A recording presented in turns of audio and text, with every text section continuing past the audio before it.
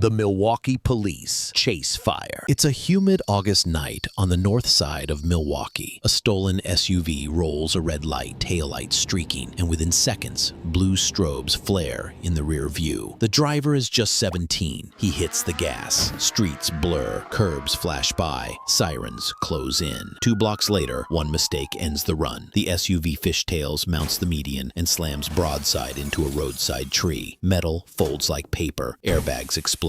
For a heartbeat, it's quiet. Then sparks find leaking fuel and the engine bay flashes over. Fire crawls under the hood, then punches into the cabin. He's alive, disoriented, seatbelt locked hard across his chest. The driver's door is crushed. The buckle release won't move. Smoke fills the interior, thick and black, scraping the lungs with every breath. Heat builds fast. Plastic softens, fabric curls, glass crazes. Squad cars skid to a stop. Officers sprint in with extinguishers. They smash at windows, try to reach the latch, try to cut the strap. The flames answer with a roar. Heat blows them back. They go again. One officer burns his hands through his gloves. Another coughs out smoke and dives back in anyway. Inside, the teen is running out of time. Superheated gas scalds the airway. Each breath is fire. Skin blisters where the flames lick past the torn airbag. The belt that saved him in the impact now pins him in the furnace. When they finally pull him free, his pulse is fading. Medics work beneath a tree charred black to the crown. There's no coming back. Cause of death: catastrophic thermal burns and smoke inhalation following entrapment in a post-crash vehicle fire after a high-speed impact that jammed the door and seatbelt mechanism. The Cancun hot asphalt pileup. They land in Cancun for a friend's wedding and climb into a Suburban for the short ride from the airport. It's late morning. Traffic is heavy. A line of cars creeps along the highway. Then, a truck loaded with steaming hot asphalt tips, skids, and slams into the chain of vehicles. The Suburban flips. Metal screams. Glass erupts. In the next car back, people watch the road turn black and shiny as the asphalt pours like liquid rock. Inside the wreck, her husband crawls free. The driver doesn't. She can't. The frame is bent around her, and the asphalt is still coming. Thick, boiling, and everywhere. It happens in front of a hospital. Staff run out with stretchers and fire blankets. They try to reach her, but the heat bites through their gloves. The asphalt clings to skin like glue and keeps burning. She's conscious at first, breathing fast, fighting, but the smoke and the heat steal the air. Medics intubate. They flood veins with fluids,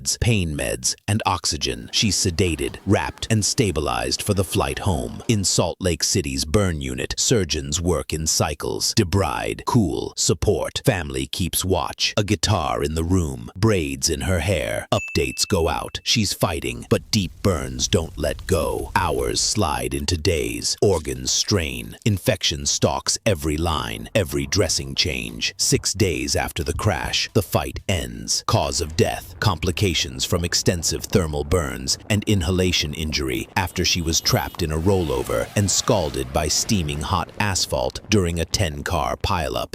Dallas, hit-and-run dismemberment. It's a cold December night in North Texas. Traffic thins, streetlights blink through a low mist, and a 45-year-old man walks along the shoulder, hands in his pockets, heading home the long way. A dark SUV drifts across the lane. There's no horn, no brake lights, just a sudden thud that folds metal and bone in the same instant. The impact is catastrophic. At highway speed, the human body becomes weightless and then impossible. The man is thrown up and forward, shattering the windshield. Glass explodes inward. The cabin fills with the smell of coolant and airbag dust. For a moment, the SUV wobbles and then keeps going. On the shoulder, there's only silence. In the lanes behind, drivers begin to stop. Someone dials 911 and tries to piece together what happened from the scatter of debris. The shoe in the gutter, the phone face down with a cracked screen, the dark streaks that weren't there a minute ago. Miles away, the SUV rolls on. Front end smashed, windshield caved in. Neighbors will later tell police they saw it ease into a parking lot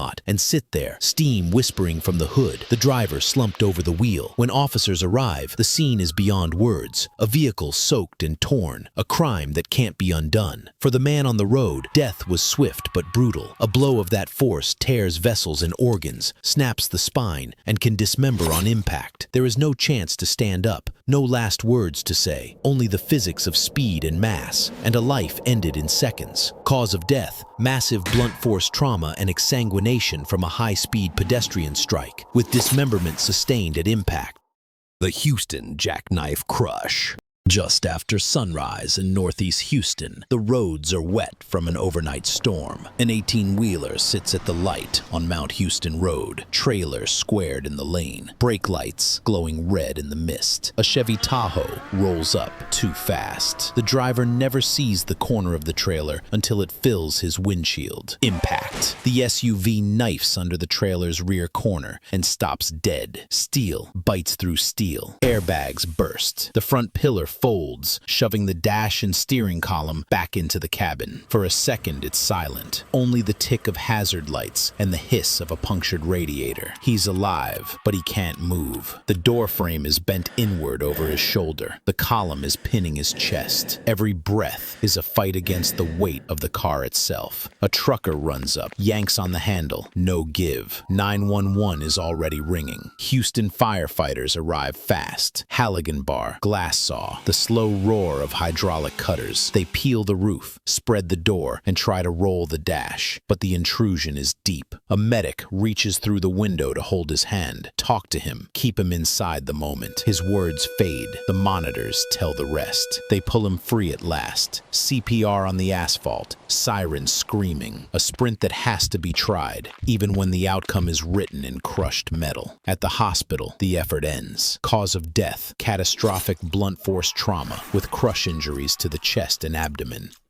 The Chesapeake rollover pinning. It's a hot July night on I-264 in Chesapeake. Lanes run dark and empty, except for a silver SUV and a guardrail that comes up faster than it should. One twitch, one overcorrection. The infinity clips steel, the world tilts, and gravity takes over. The first roll tears the doors. The second shatters the glass into a glittering storm. On the third, the seatbelt fails to keep him contained. He's thrown clear, out into the shoulder, into the roar and dust, just as the SUV finishes its violent arc and comes down where he is. The vehicle doesn't bounce, it settles, a 2-ton weight across his chest and pelvis. He's awake. He can hear the ticking engine, the hiss of a broken radiator, the far-off sound of someone yelling for help. He tries to breathe and finds he can't. Every inhale is a fight against metal. Every exhale feels like it won't come back. Headlights stop. A driver kneels, presses 2 fingers to a wrist, talks to him to keep him here. The minutes are long. State troopers arrive, then medics, then the truck with the tools. Jacks bite the asphalt. Straps cinch tight. The SUV lifts by inches that feel like hours. They slide aboard beneath him and move as one. Inside the ambulance, they push fluids, ventilate, compress, shock. At the ER doors, a trauma team is waiting. Scissors, X-ray, ultrasound, blood. They fight internal bleeding that won't quit and bruised lungs that won't fill. For a while, there's a pulse, a pressure, a chance, and then there isn't. Cause of death: catastrophic blunt force trauma with traumatic asphyxia and internal hemorrhage. If you liked my animation, subscribe to see similar videos and support my small channel. Feel free to share your suggestions for the next video in the comments.